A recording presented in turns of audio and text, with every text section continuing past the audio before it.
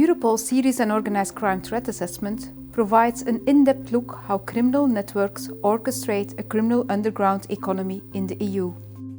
It is clear that organized crime continues to be a key challenge to the internal security of the EU and has an impact on our economy, our societies, and our citizens. From our analysis, we learned that the large majority of the criminal networks in the EU, over 80%, are involved in the trade in drugs, organized property crime, frauds, trafficking in human beings, and migrant smuggling. Nearly half of these 80% are involved in the drugs trade. The use of violence by criminals has been increasing, both in terms of frequency and severity.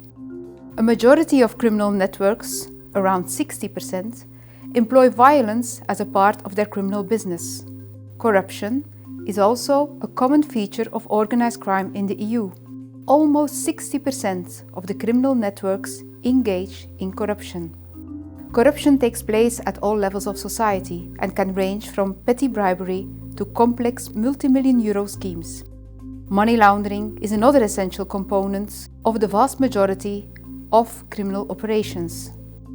Serious and organized crime in the EU fundamentally relies on the ability to launder vast amounts of criminal profits. Also here, the scale and the complexity of money laundering activities in the EU has previously been underestimated.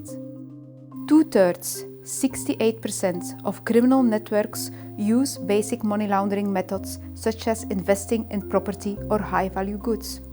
1/3 of the networks use sophisticated and complex money laundering techniques. For this purpose, professional money launderers have established a parallel underground financial system to process transactions isolated from the oversight mechanisms that govern our legal financial systems. Legal business structures, such as companies, are used to facilitate virtually all types of criminal activity.